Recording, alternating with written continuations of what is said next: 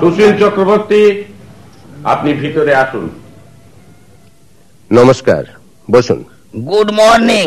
এখন তো মর্নিং নেই, বিকেল শেষ হতে চলেছে। তা বললে কি হবে? জেন্টেলম্যান ওয়ান ওয়ার্ড, ভদ্রলোকের এক কথা। সকালে এক কথা বলবো আর বিকেলে আর এক কথা বলবো। অমন স্মল ম্যান মানে ছোট লোক আমি নই। আপনার ছেলেকে আমাদের স্কুলে ভর্তি করতে চান? মাই ওয়াইফ উইশ ছেলে ইংলিশ ম্যাডাম স্কুলে পড়ুক। ম্যাডাম নয়, ইংলিশ মিডিয়াম। ইংরেজি আমাকে শেখাবেন না, আমি খুব বিগ রুম সান, মানে বড় ঘরের ছেলে। বরাবর আমাদের বাড়িতে না ইংরেজির একটা এগ্রিকালচার হয়ে আসছে। কি কালচার বললেন? এগ্রিকালচার। ওহো, তা সে তো বুঝতেই পারছি।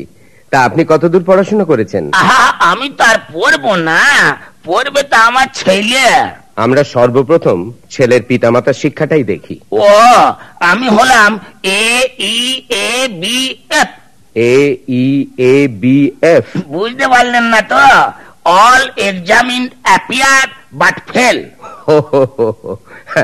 ছেলের মা কতদূর পড়াশোনা করেছেন? বিয়েতে অনার্স, অর্থাৎ খুব সম্মানের সঙ্গে বিয়ে হয়েছে আমার সঙ্গে। তার ছেলেকে বাংলায় না পড়িয়ে ইংরেজিতে পড়াচ্ছেন কেন? দেখুন, ওই বাংলায় পড়াবার জন্য ওই যারা জিঞ্জার ওয়াটার মানে আদা জল খেয়ে নেগেছে, খোঁজ নিয়ে দেখুন তাদের সব খোঁজনি তাদের ছেলে মেয়েদের ওই ইংলিশ ম্যাডাম স্কুলে পড়াচ্ছে। যাকে যাক সব কথা ছেড়ে দিন, এবার এই ওয়ার্কের টকে আসুন। ওয়ার্কের টক? কাজের কথা। এই সোজা ইংরেজিটা জানেন না, আপনারা কি করে চিটিং করেন? চিটিং? আরে মশাই, শিক্ষকতা। টিচিং? ওই হলো। জানেন তো এখানে পড়াতে অনেক টাকা লাগে? তা জানি বই কি, আমার অনেক টাকা। দুটো তেল কল আছে, তাছাড়া ধরুন কলকাতা শহরে ছখানা বিল্ডিং। ব্লিডিং? বিরাট বিরাট বাড়ি মশাই। মাইনে ছাড়াও ধরুন 12 সেট খাতাপত্র, 6 সেট পোশাক, এগুলো চাই। সে ভাবতে হবে না, আমি ভালো করে ডেকোরেশন করে মানে সাজিয়েই ছেলেকে স্কুলে পাঠাবো। আপনি প্রায় এসে আমাদের দারোয়ানকে বিরক্ত করেন কেন? কি করব বলুন, যখনই আসি আপনার ফিলোসফি পাই না। ফিলোসফি? দর্শন পাই না। আচ্ছা, আপনার ঠাকুরদা বাবা কোথায় পড়াশোনা করেছে? আরে মশাই, সে দেখতে হবে না, আমরা ওই তিনটে জেনারেটর ধরে ইংরেজি পড়ছি। জেনারেটর নয়, জেনারেশন। ওই একই হলো।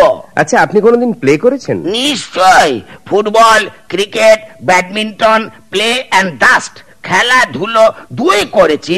না না না, সে প্লে নয়, ড্রামা, নাটক। নাটক? না না না না, ওসব আমি করি না, আমি দেখি। আমার ওয়াইফ করে, মানে পান থেকে চুন খসলেই নাটক করে, আর আমি নাটক দেখি।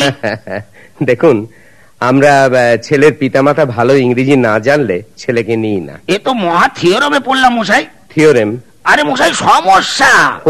ওটা থিওরেম নয়, প্রবলেম। আরে দূর মশাই, আপনি তো মহা ফ্যাকড়া তোলেন। কি করব বলুন, নিয়ম কানুন আমাদের মানতেই হবে। আচ্ছা, আপনাদের এই কনস্টিপেশন এত কড়া কেন? কি কড়া কেন?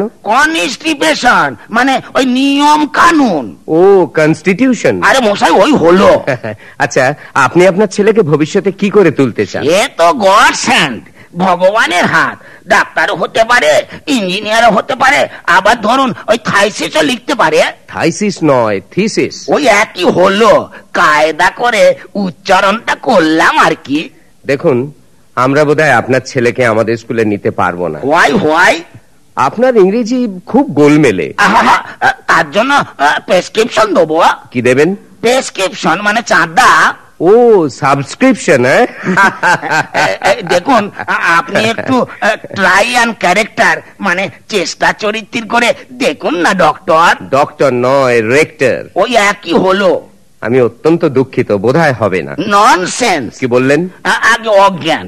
এ কথা শুনলে না আমার স্ত্রী অজ্ঞান হয়ে যাবে। যেমন করে হোক একটা রোড মানে রাস্তা বার করুন। দেখুন, কোনো রাস্তা নেই।